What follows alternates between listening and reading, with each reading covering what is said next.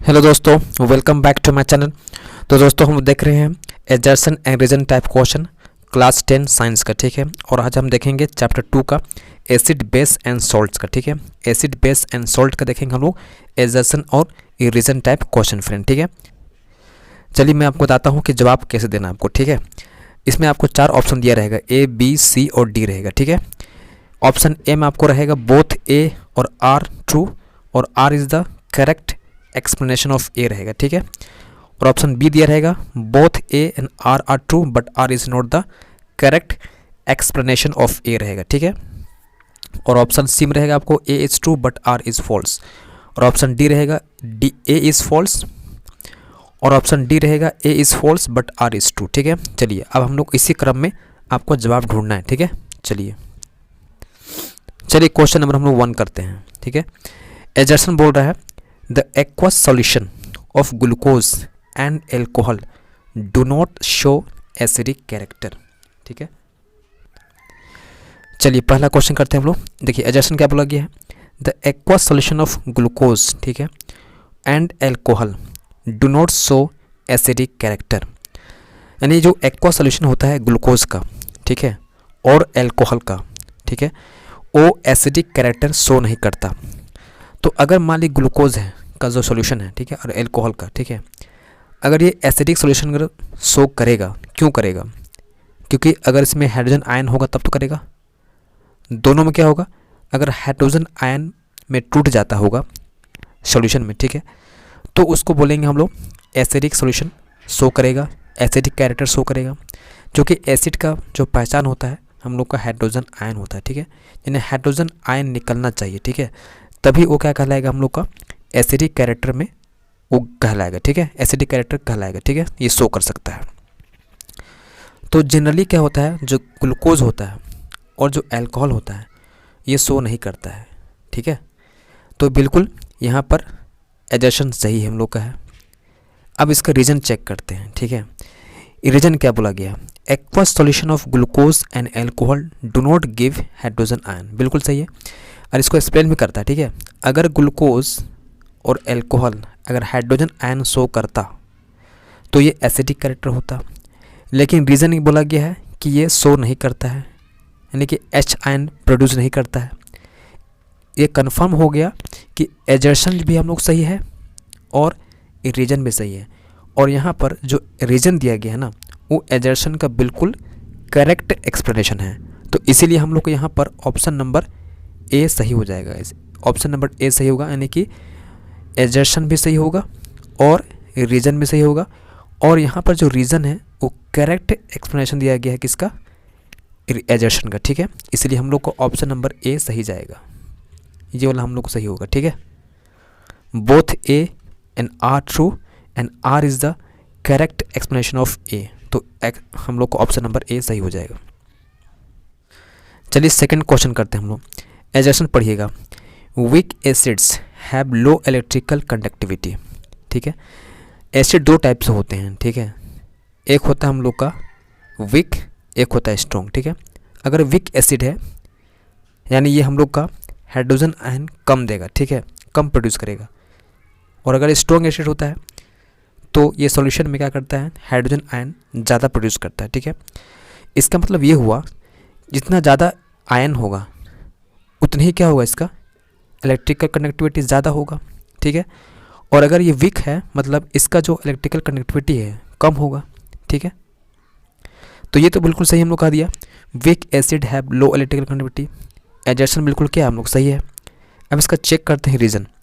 Strong acids and weak acids have equal concentration of hydrogen ion in their solution, बिल्कुल गलत है guys, ठीक है।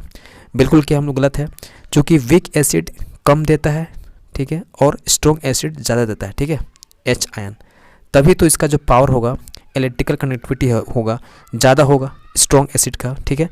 तो हम लोग यहाँ पर एजर्सन सही है लेकिन रीज़न क्या है, गलत है, ठीक है। एजर्सन सही है, रीज़न गलत है। तो हम लोग का ऑप्शन नंबर क्या आ जाएगा, देखिएगा, ए इज़ ट्रू है बट आर इज़ फॉल्स है। तो ऑप्शन नंबर सी हम लोग क्या होगा, सही आंसर होगा, ठीक है। चलिए अगला क्वेश्चन करते हैं। क्वेश्चन नंबर 3 है, एजर्सन बोला गया है pure water is neither acidic nor basic, ठीक है। जो प्योर वाटर होता है डिस्टिल वाटर, ठीक है, और ना तो एसिडिक होता है ना तो बेसिक होता है, ठीक है। चलिए अभी इसको हम सही मानते हैं, ठीक है, बिल्कुल सही हम लोग का है स्टेटमेंट। लेकिन क्यों है देखिएगा, the pH of solution is inversely proportional to the concentration of hydrogen ions in it. देखिएगा जो pH वैल्यू होता है, ठीक है, इन्वर्सली प्रोपोर्शनल होता है किसके, हाइड्रोजन आयन के, ठीक है। अगर हाइड्रोजन आयन ज़्यादा निकलेगा तो pH वैल्यू क्या होगा हम लोग का, कम होगा, ठीक है। और अगर हाइड्रोजन आयन कम निकलेगा तो pH वैल्यू क्या होगा हम लोग का, ज़्यादा होगा, ठीक है। मतलब अगर pH वैल्यू ज़्यादा होगा इसका मतलब ये होगा कि वो बेसिक में जाएगा, ठीक है। और pH वैल्यू अगर कम होगा, ठीक है, तो एसिड में कहलाएगा। ये क्राइटेरिया हम लोग का है, ठीक है। तो क्या ये क्राइटेरिया फुलफिल करता है इसके लिए? गाइज इसके लिए नहीं करता। देखिएगा जो प्योर वाटर होता है ना उसमें इम्प्योरिटीज़, ठीक है, इम्प्योरिटीज़ की मात्रा जो होती है नहीं होता, ठीक है। जब प्योर वाटर होता है ना उसमें इम्प्योरिटीज़ नहीं पाया जाता है, इसीलिए उसमें क्या होता है एसिडिक या बेसिक जो कैरेक्टरिस्टिक होता है वो नहीं पाया जाता है, ठीक है।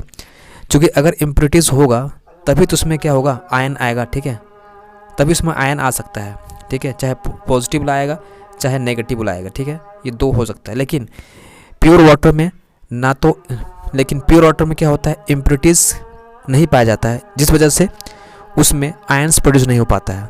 और आयंस नहीं आ रहा है मतलब उसमें कोई भी कैरेक्टर नहीं पाया जाएगा बेसिक या एसिडिक का, ठीक है। तो दोस्तों हम लोग यहाँ पर क्या होगा, एजर्सन भी सही है, रीजन भी सही है, लेकिन यहाँ पर जो एजर्सन है, ठीक है, उसका करेक्ट एक्सप्लेनेशन नहीं दिया गया है रीजन, ठीक है।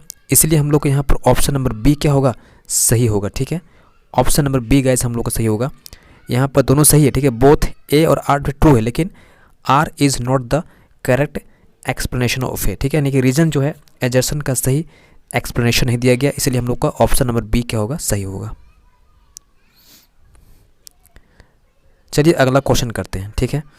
अगला क्वेश्चन है क्वेश्चन नंबर 4। देखिएगा the chemical formula of bleaching powder is CaOCl2 होता है, ठीक है, बिल्कुल सही है। जो ब्लीचिंग पाउडर हम लोग होता है, ठीक है, ब्लीचिंग पाउडर होता है उसका फॉर्मूला होता है कैल्शियम ऑक्सीक्लोराइड, ठीक है, कैल्शियम ऑक्सीक्लोराइड CaOCl2, ठीक है। चलिए इसके रीजन समझते हैं। Calcium oxide react with chlorine to form bleaching powder. बिल्कुल गाइस गलत यहाँ पर दिया गया, ठीक, देखिएगा कैसे बनता है, कैल्शियम हाइड्रोक्साइड होता है, ऑक्साइड नहीं होता है, ठीक है, प्लस Cl2 होता है, ठीक है, ये बनाएगा हम लोग का CaOCl2 प्लस H2O बनता है, ठीक है, वाटर बनता है, ना कि कैल्शियम ऑक्साइड होता है, ठीक है। तो हम लोग का यहाँ पर तो बिल्कुल गलत हो गया रीज़न। रीज़न क्या हो गया, गलत हो गया, सिर्फ और सिर्फ क्या है एजर्सन सही है, ठीक है। तो आप यहाँ पर देखिएगा एजर्सन सही है, ठीक है। ऑप्शन नंबर गाइस हम लोग जाएगा सी, ठीक है, ए इज़ ट्रू है बट आर इज़ फॉल्स, ठीक है। तो ऑप्शन नंबर सी हम लोग का सही हो जाएगा। चलिए अगला क्वेश्चन करते हैं हम लोग, क्वेश्चन नंबर 5, ठीक है। Plaster of Paris is stored in a moisture proof container. हाँ बिल्कुल, जो हम लोग प्लास्टर ऑफ पेरिस होता है ना इसका फॉर्मूला क्या याद है आपको, CaSO4, ठीक है, हाफ H2O होता है, ठीक है, ये होता है हम लोग का प्लास्टर ऑफ पेरिस, ठीक है। तो इसको हम लोग क्यों रखते हैं मॉइस्चर प्रूफ कंटेनर में, क्योंकि जैसे ये मॉइस्चर के साथ, ठीक है, वाटर मॉलिक्यूल के साथ में, ठीक है, H2O के साथ में या मॉइस्चर साथ में, ठीक है, कांटेक्ट में आते हैं, क्या होता है ये हार्ड मैटर में कन्वर्ट हो जाता है, ठीक है, हार्ड मैटर में कन्वर्ट हो जाता है। तो इसीलिए इसको बचाया जाता है, ठीक है, ताकि जो मॉइस्चर इसमें इसे कांटेक्ट में ना आए, ठीक है। क्योंकि अगर ये इसके संपर्क में आएगा ना तो क्या बनाएगा, सीधे जिप्सम जो होता है ना जिप्सम में बदल जाता है, ठीक है, जिप्सम में बना जाता है, CaSO4 2H2O में कन्वर्ट हो जाता है, ठीक है। तो इसीलिए इसका करते हैं हम लोग, इसको मॉइस्चर प्रूफ कंटेनर में रखा जाता है, ठीक है, स्टोर करके। रीजन देखिएगा, plaster of Paris sets into hard mass on wetting with water to form anhydrous calcium sulphate. Guys यहाँ पर गलत दिया गया, ठीक है, एनहाइड्रस कैल्शियम सल्फेट नहीं होता है हम लोग का, यहाँ पर जिप्सम में क्या होता है, जिप्सम, ठीक है, जिप्सम में कन्वर्ट हो जाता है, ठीक है। जिप्सम फॉर्मूला क्या होता है हम लोग का CaSO4, ठीक है, और H2O होता है, यानी कि कुछ यहाँ पर वाटर मॉलिक्यूल यहाँ होता है, ठीक है, कुछ वाटर मॉलिक्यूल यहाँ पाया जाता है। यहाँ बोला था एनहाइड्रस, ठीक है, ये गलत हो गया हम लोग का, ठीक है। तो हम लोग को फिर से क्या होगा, रीजन क्या गलत हो गया, ठीक है, लेकिन हम लोग का एजर्शन क्या है, सही है। तो यहाँ पर हम लोग को ऑप्शन नंबर फिर से क्या होगा, ऑप्शन नंबर सी, ठीक है, ऑप्शन नंबर क्या होगा हम लोग को सी सही हो जाएगा। चलिए अगला क्वेश्चन करते हैं हम लोग, क्वेश्चन नंबर 6, ठीक है। एजर्शन पढ़िएगा, phenolphthalein is an acid base indicator, बिल्कुल सही है, एजर्शन बिल्कुल कलर दिया गया, ठीक है। ये हम लोग इंडिकेटर होता है फेनोल्फथलीन जो शो करता है एसिड बेस इंडिकेटर, ठीक है, सही है बिल्कुल सही है, ठीक है। रीजन चेक करते हैं हम लोग, देखिएगा, phenolphthalein gives different colours in acidic और एंड बेसिक मीडियम, बिल्कुल सही है, रीजन सही है। देखिए होता क्या है, जब फेनोल्फथलीन होता है ना, वो एसिडिक मीडियम में कलरलेस होता है, ठीक है, और बेसिक मीडियम में पिंक होता है, ठीक है। तो आप देख रहे हो ना, डिफरेंट कलर दे रहा है, एसिड में अलग दे रहा है, ठीक है, और बेस में अलग दे रहा है, मतलब यहाँ पर बिल्कुल सही है रीजन भी, और करेक्ट एक्सप्लेनेशन दिया गया है किसका, एजर्शन का। तो हम लोग को यहाँ पर गाइस ऑप्शन नंबर ए क्या होगा, सही बनेगा, किसके लिए, क्वेश्चन नंबर 6 के लिए, ठीक है। चलिए 7 क्वेश्चन करते हैं हम लोग, एजर्शन पढ़ते हैं। Higher the hydrogen ion concentration lower is the pH value. अभी हम देखे थे, ठीक है, जो पीएच वैल्यू होता है हम लोग का इन्वर्सनल प्रोपोर्शनल होता है किसके, हाइड्रोजन आयन के, ठीक है। तो ये बढ़ेगा तो ये कम होगा, ठीक है। तो यहाँ क्या बोला गया, हायर द एच आयन, ठीक है, लोअर द पीएच वैल्यू, बिल्कुल सही है। तो ये हम लोग का एजर्शन क्या होगा, सही, ठीक है। रीजन चेक करते हैं हम लोग, the pH of neutral solution 7, सही है। That of basic solution less than 7, no. Basic क्या होता है, ग्रेटर देन 7 होता है फ्रेंड, ठीक है, बेसिक क्या होता है, ग्रेटर देन 7 होता है, और एसिडिक क्या होता है, लेस देन 7 होता है, ठीक है। अगर आप देखे होंगे तो पीएच वैल्यू स्टार्ट होता है 0 से, ठीक है, 14 तक जाता है, बीच में 7 रहता है, ठीक है। तो ये होता है न्यूट्रल, ये वाला न्यूट्रल होता है, और 7 से जो कम वैल्यू आएगा ये एसिड होता है, ठीक है, और 7 से ज़्यादा आएगा तो ये बेस होता है, ठीक है।